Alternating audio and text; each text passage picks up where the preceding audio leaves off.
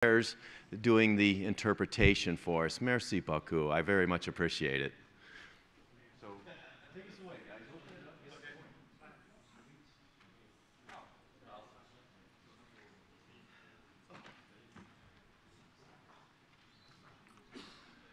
So hello, welcome to the discussion on the Cuvette Centrale session.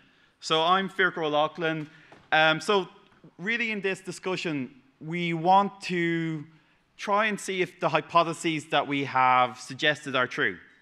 So does the Cuvette Centrale fill from rainfall? Is the majority of the water coming from rainfall? And what role does ET have in the wetlands? So I'm going to open up to the floor to see what people's suggestions are, or what people's thoughts on these two hypotheses are. Are they correct, or do we need to modify them, or get rid of them completely? Yes? Alan, you're going to have to use the mic.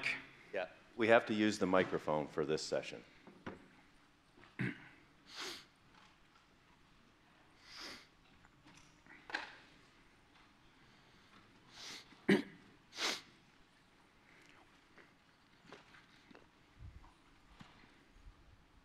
I apologize for this very naive and stupid question, but what else but rain do you want the water come from? So it's really we're talking about, is it local hydrology rather than large-scale river floodplain interactions? What's causing the wetlands to fill and drain? That's mostly what we're trying to figure out. Oh, okay. Yeah.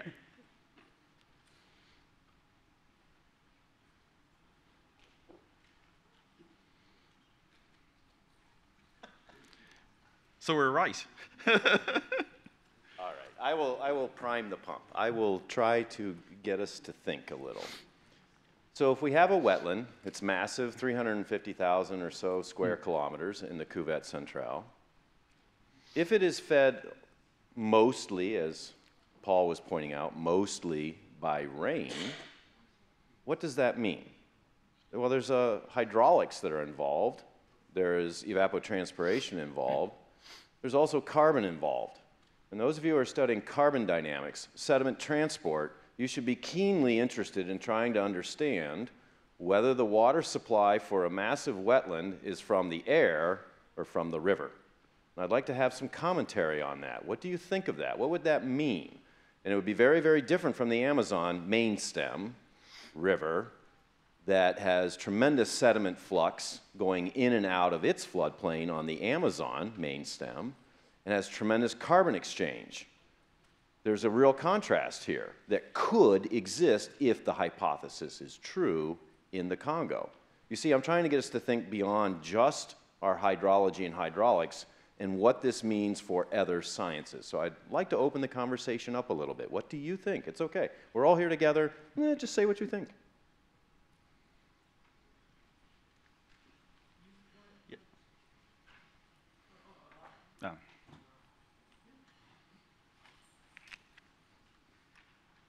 Oui, merci Fiachra pour cette discussion.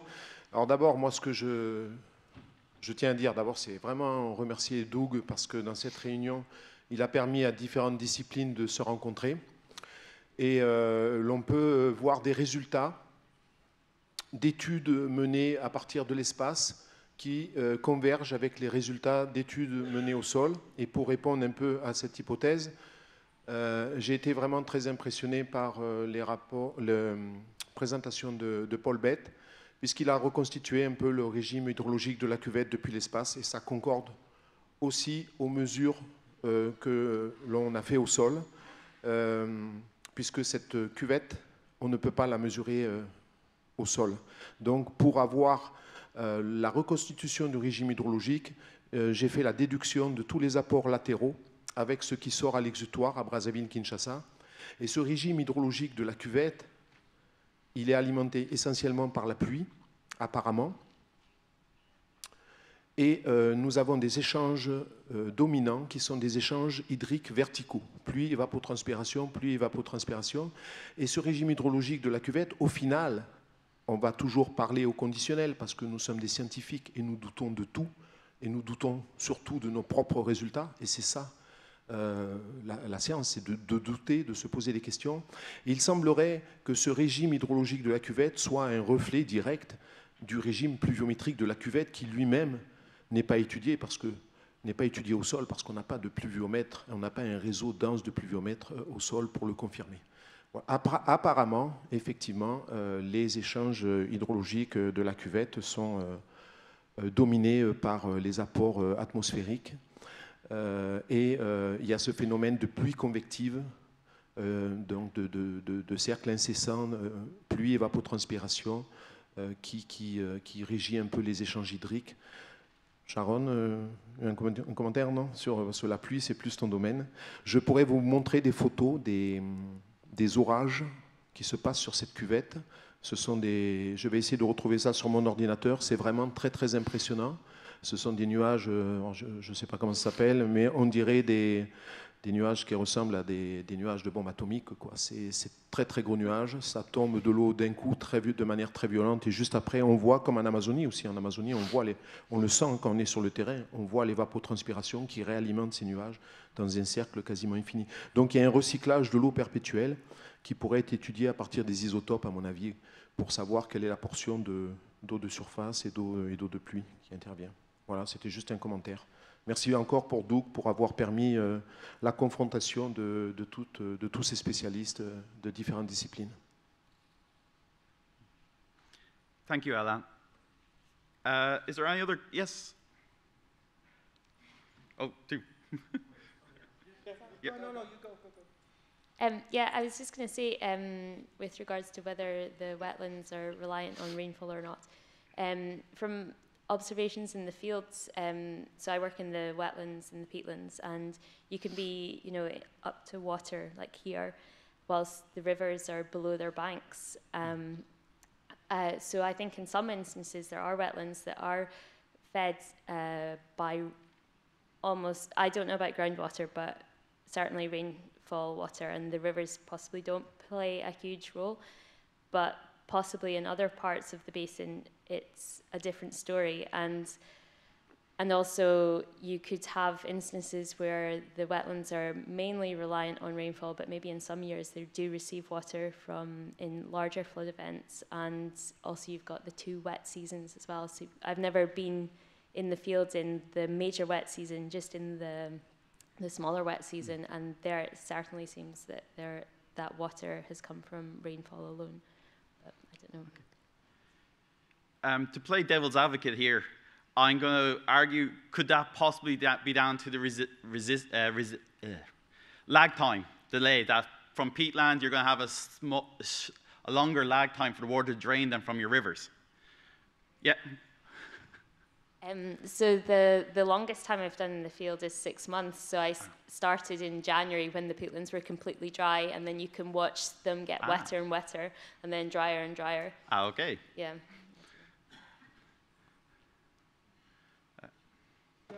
Yeah.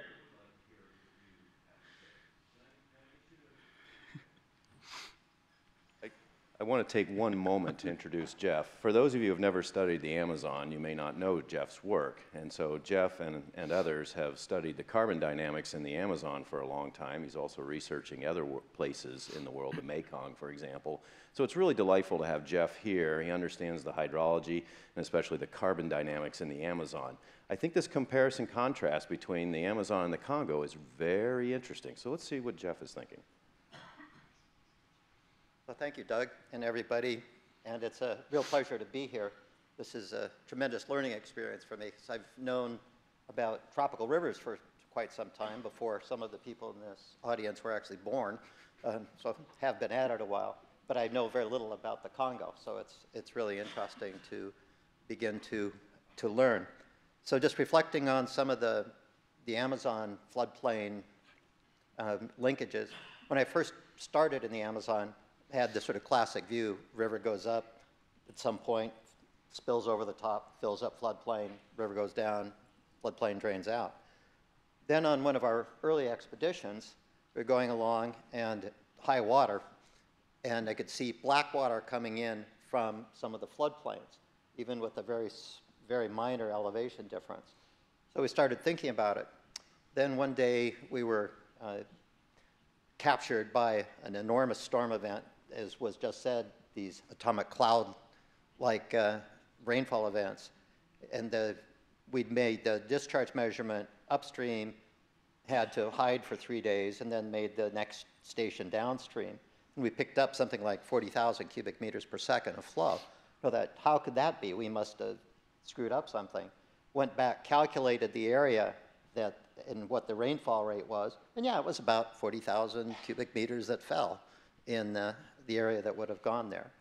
So this definitely starts to bring up the issues of the whole connectivity. So a lot of the Amazon floodplain is rain. Now, it's not so much necessarily rain directly on the lake, but in the drainage areas that come into the lakes. And there are considerable differences in the floodplains between the upland, or between upriver and downriver.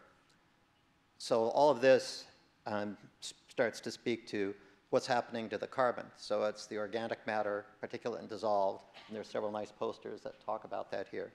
And then the CO2 and methane dynamic exchanges. So one of the things that I would like to ask the assembled expertise here is we've been talking a lot about the change in storage, where does the water come from, and so forth. But what is the spatial extent of the different floodplain environments? So you have the main channel of any big river, and then how far does it spread out? Then you get into smaller and smaller streams, which turn out to have higher and higher rates of outgassing than might be expected. So I would like to ask here, so let's start at, can somebody draw a picture of, here's the spatial extent of the Cuvette Centrale and then the whole basin, and as the flood year goes along, how much of that area is spreading out? As we measure, the way you measure outgassing is per square meter. So we need to know how many square meters there are total to be able to make the overall computation of what the gas fluxes are. And so not just and then what are the vegetation types? There are a few pictures around, but I don't have a very good view or mental image. There's a big difference in gas between water that's under a flooded tree canopy versus something that's more open, covered densely with macrophytes. If body of water is really deep, liable to have less gas exchange than something that's shallow. A big lake that's kind of green is going to have very low gas exchange because phytoplankton are taking up, macrophytes and so forth are taking up CO2. But macrophytes also pump CO2 because of where they get their gases from. So perhaps we could add another layer to the overall discussion here, either now or in follow-up papers. But what is the change in the spatial extent by environment type where you get wet when you walk across it, saying up to your waist in the water, or if you need a boat to go across it? That's a fundamental part to sorting out the overall hydrology carbon dynamic linkages. Thank you.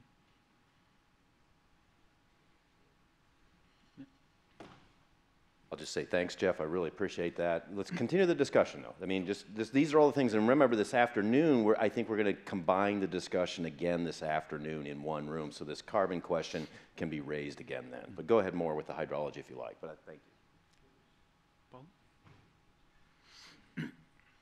Okay, just to follow on Jeff's point about the hydrodynamics of floodplain flow, in the way I would think about those things is that we see river water moving into the Amazon floodplain at below bankfall stage, at low points in the channel bank. The inundation of the floodplain is not simply a sheet flow. It occurs at lower than bankfall stage along discrete channel networks, which then lead through the floodplain. Those channel networks also, at the end of the flood cycle, return water back into the river. They are some of the major routes by which water drains back through. We also have water moving through riverbanks through the subsurface and ponding in the floodplain. That's called a bank storage effect in classical river floodplain interaction literature. And you see it repeatedly on floodplains in the temperate world. There's no reason to expect that it doesn't happen in tropical floodplains as well. Yes, at the back.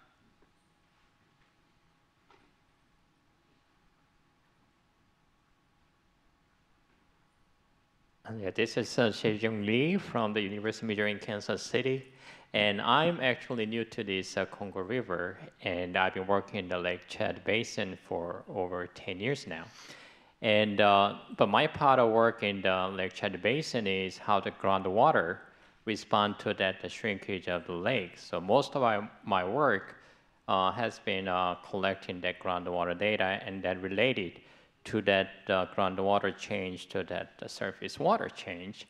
But then when I saw the discussions this morning and also yesterday, I see there's some missing component there. And as you just mentioned, that the subsurface component, in other words, the groundwater component, especially the, seems like this Cuvette Center, since it has more like wetland conditions, definitely there's very active interactions with the groundwater, but then I haven't seen, even from the literatures, I tried to find if there's any groundwater studies, but not much available.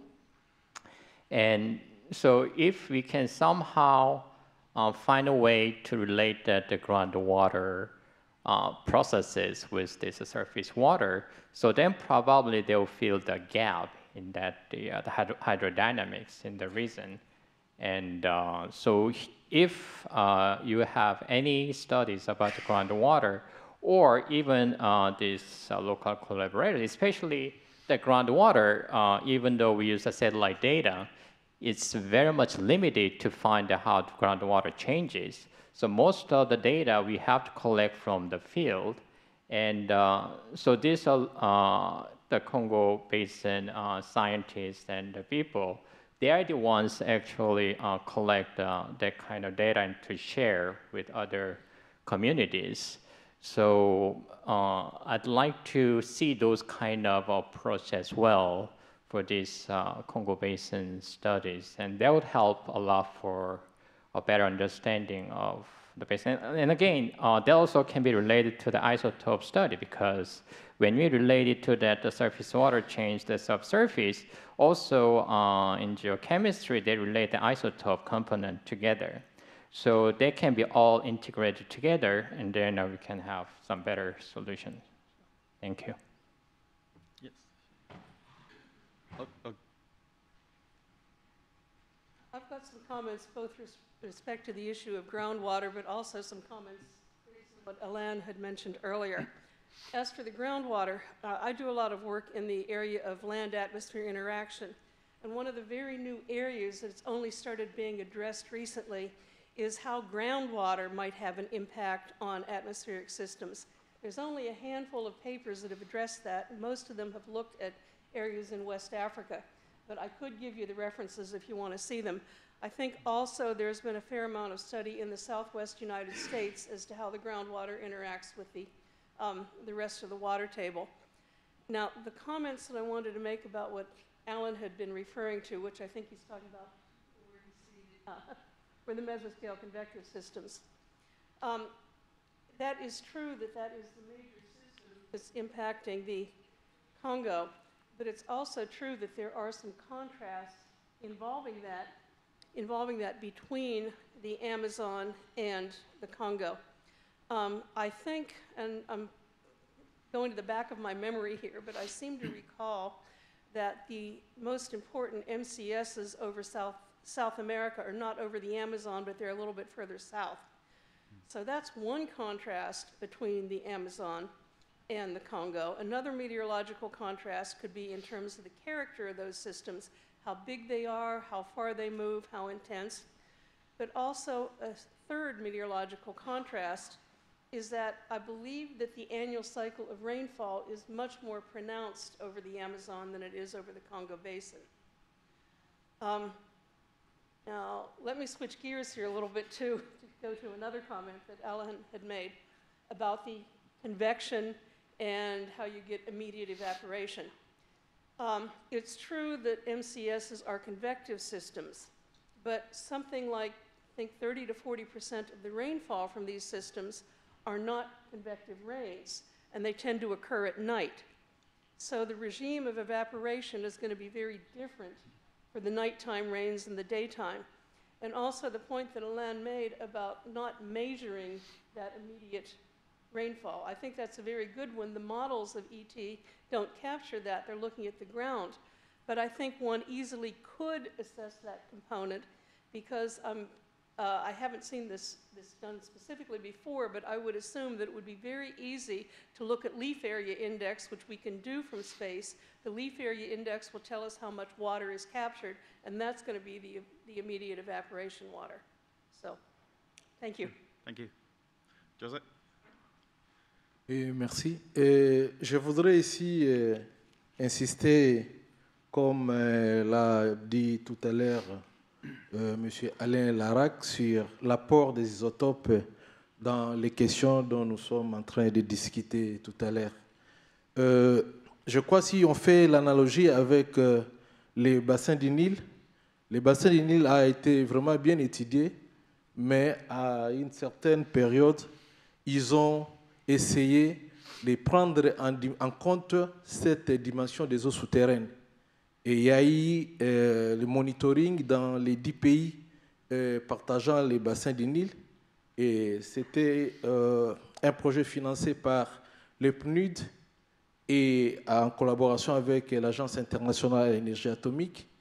Et les résultats qui sont sortis, et effectivement, ont prouvé qu'il ne faut pas négliger les eaux souterraines dans sa contribution au niveau des ressources en eau du bassin du Nil.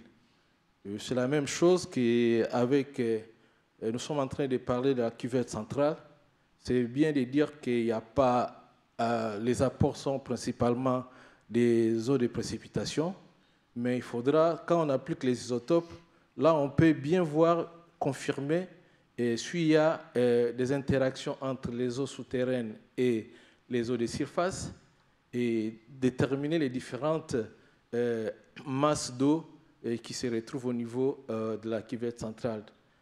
Bien sûr, cela part par l'installation des stations de collecte d'eau de pluie, de manière à avoir les droites météoriques locales qui permettent d'étudier effectivement, voir la signature isotopique de ces pluies, si ça se retrouve dans différentes masses d'eau, rivières, eaux souterraines, floodplain, et ainsi de suite. Je crois que la méthode isotopique s'apprête bien pour élucider cette question. Merci.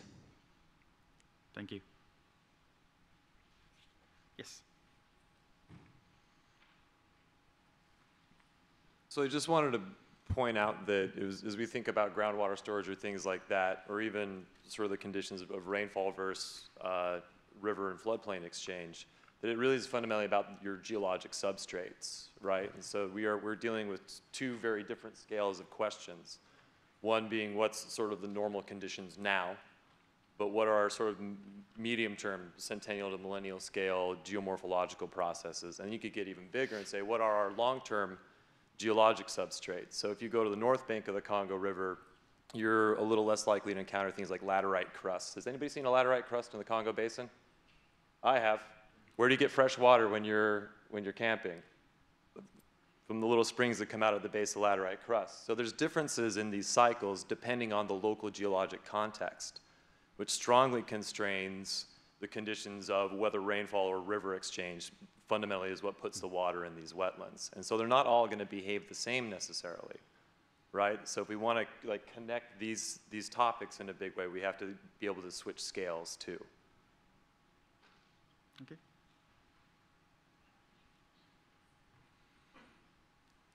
Do we have any more comments, questions,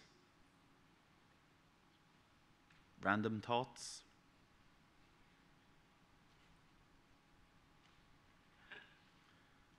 So I'm just going to put out there. So how many of you think our hypothesis is correct, that the Cuvette Centrale is supplied mainly by rainfall? Just a show of hands to see if we're on the right track. Okay. So we're happy with that one, Doug. Okay. We got one right. Okay. How many of us think that the Cuvette Centrale is emptied mostly by ET? Can I go half? No, you have to make a decision, one way or the other. Oh, comments, yes.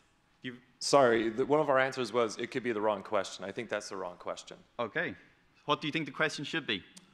I think the question should be, what are the conditions that make it that way, climatically and geologically, and does that change over time? Okay. So what are our expectations for that happening, and what should it look like? Okay. Was there a common question over there? Yes? Oh.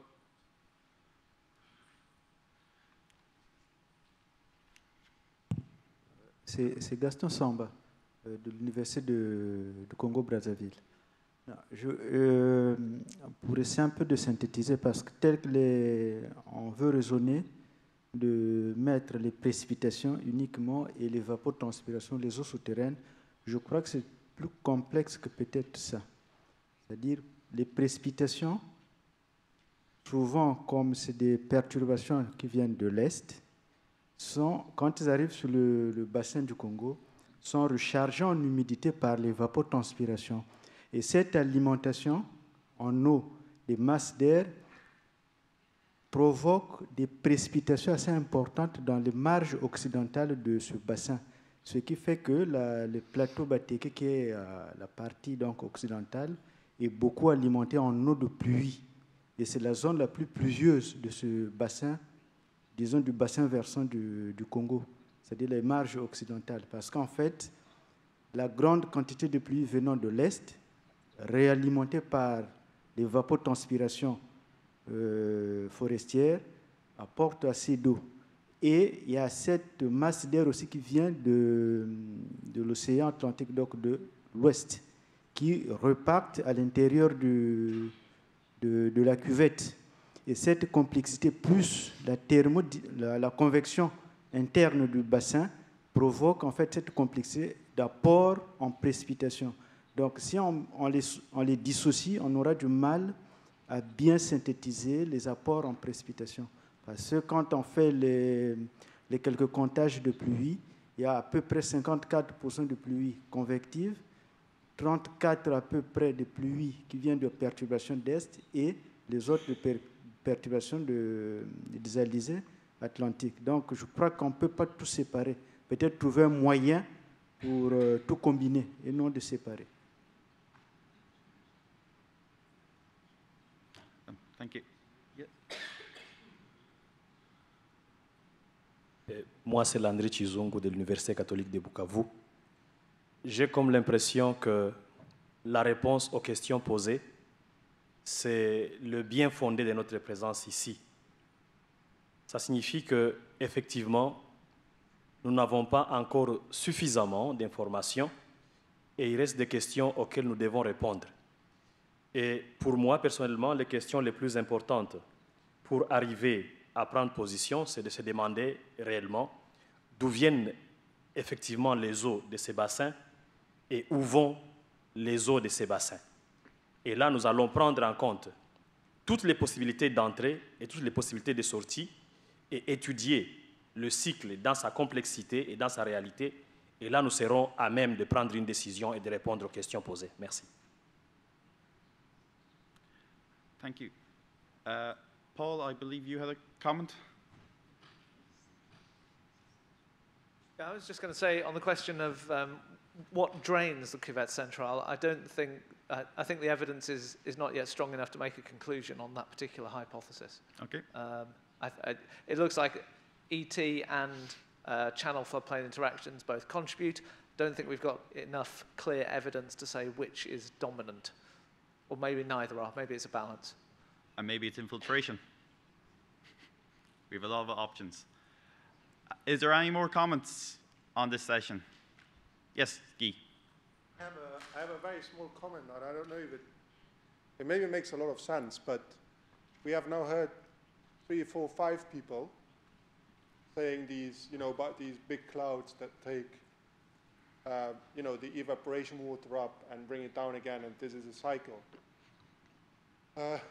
I don't know the French Congo literature well enough, but I would say I've not come across a lot of scientific publications, but I'm also not an atmospheric scientist, so maybe there are a lot of publications like these, but I think this would be maybe a common ground to start some research work. So because if it is the thing that most people here seem to say, then maybe we should take this as a starting point to look into this. Yeah. Just a logical conclusion, I think.